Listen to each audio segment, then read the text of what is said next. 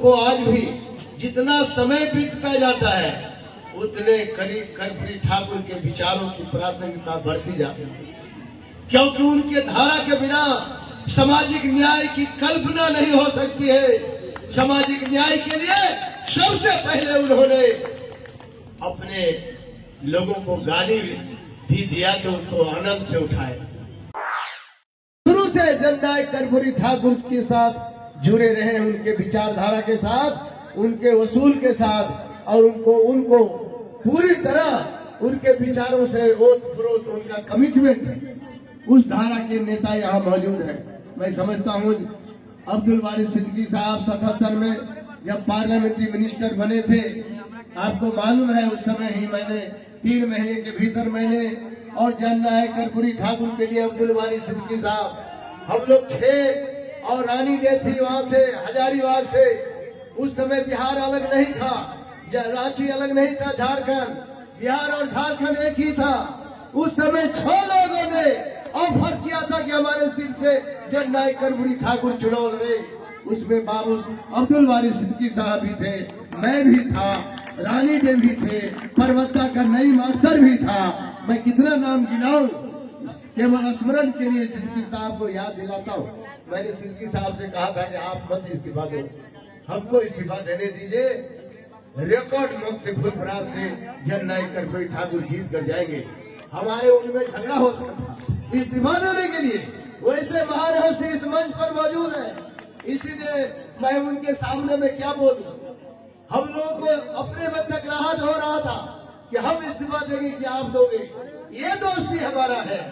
कोई व्यक्ति हमको और सिद्दीकी साहब को अलग नहीं कर सकता है, क्योंकि विचारों का रिश्ता खून से भी ज्यादा गाढ़ा हो। हमारा इनका रिश्ता विचारों का रिश्ता है, समाजवाद का रिश्ता है, कर्पूरी ठाकुर के धारा का रिश्ता है, इसीलिए हम लोग एक हैं। आज जब कर्पूरी ठाकुर जी के लिए मैंने राजा ठाकुर को कहा कि अभी जननायक कर्पूरी ठाकुर के राह पर चलने वाला स्वर्गीय शरद यादव जी, जो समाजवादी राह को जीवन पर्यंत आवाज देते रहे, उनका अस्थि कलश यात्रा चल रहा है। मधुबनी से 5 को चलेगा और ये चलेगा मधेपुरा तक, मधेपुरा में 6 को होगा, बीच में कई जगह है। और दरभंगा से चलेगा, मुजफ्फरपुर से आएगा, पटना से आएगा, उसमें दरभंगा पूरे बिहार का इंचार्ज। यहाँ आपके समय कैसे निकाल करके आए हैं, अस्थि कलश यात्रा का तैयारी कर रहे हैं, लेकिन जननायक कर्पूरी ठाकुर जी के पखवाड़ा, जो जयंती पखवाड़ा समारोह है, उनको ये नहीं छोड़ सकते थे। हम थे निर्मली में, चूंकि हम तो जयंती मना लिए थे जयनगर में। इनका टेलीफोन गया 2:15 बजे, वहाँ से 1.25 घंटा में मैं कार्यक्रम छोड़ करके यहाँ हाजिर हुआ हूँ सिद्दीकी साहब के टेलीफोन। अब सिद्दीकी साहब, इसीलिए मैं कहना चाहता हूँ अब्दुल वारिस सिद्दीकी और हम एक राह के राही हैं। राह को देख ठाकुर जी नियाज अहमद जो माले से हैं, और यहाँ अजयपुर में जिनका आपको मालूम है विरासत है आरके कॉलेज, जो आज हमारे सामने दिख रहा है, वो इन्हीं के पुरखों का योगदान है, जो भी यहाँ मौजूद है। शाहजहां अंसारी जी, असलम अंसारी जी, यहाँ संतोष जी मुखिया जी यहाँ उपस्थित, जिनका नाम मैं नहीं रहा हूं उनसे क्षमा चाहता हूं। यहाँ डॉक्टर महान समाजवादी ही नहीं थे, बल्कि जननायक कर्पूरी ठाकुर कोई व्यक्ति नहीं, वो सामाजिक न्याय, धर्मनिरपेक्षता का एक धारा के नेता थे, नायक। दबे कुचले गरीबों के न केवल आवाज थे, बल्कि उनके नाम लेने से ही गरीबों का हौसला बुलंद हो जाता। आजाद गांधी जी बता रहे थे भारत रत्न के विषय में, मैंने 24 तारीख को जयनगर में बड़ी सभा हुई थी। जननायक कर्पूरी ठाकुर की जयंती के अवसर पर ही मैं आया, मधुबनी 23 को आया, 24 को मैं पहुंच गया जयनगर। इतनी बड़ी सभा में गरीब लोगों का जमघट हुआ था।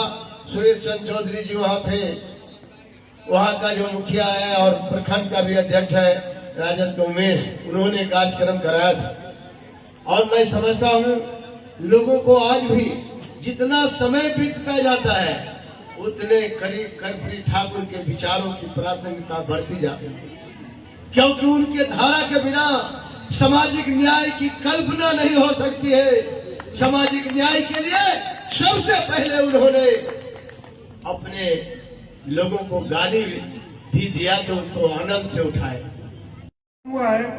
उसके आयोजनकर्ता राजा भाई और उनके राष्ट्रीय अध्यक्ष आजाद गांधी साहब, मंचासीन हमारे अतिथिगण और मंच के सामने बैठे हुए श्रोतागण और अतिथिगण, हम उन सभी का धन्यवाद अदा करते हैं जो आज आपने मुझे इस लायक समझा, जो इस मंच पर मुझे जगह दी। मैं मोहम्मद शाहजहां अंसारी, अति पिछड़ा पुत्र, आपके बीच में कर्पूरी जी जननायक, वो जननायक कैसे बने उस पर मैं कुछ विचार आपके सामने रखना चाहता हूं। बहुत सारे लोग नेता बनते हैं और राष्ट्र के विकास में अपना योगदान देते हैं, लेकिन जन जन के नायक बनने का जो खिताब होता है वो सबको नहीं मिलता है। वो खिताब, वो लक़ब हमारे पूर्व मुख्यमंत्री श्री कर्पूरी ठाकुर जी को मिला, क्योंकि वो जन जन की आवाज उठाते थे और पिछड़े गरीबों की आवाज और उनके मसीहा थे। लोग जब राजनीति में आते हैं तो गरीबों की बात करते हैं, गरीबों की बात करते करते स्वयं अमीर हो जाते हैं और गरीब वहीं पर रह जाता है।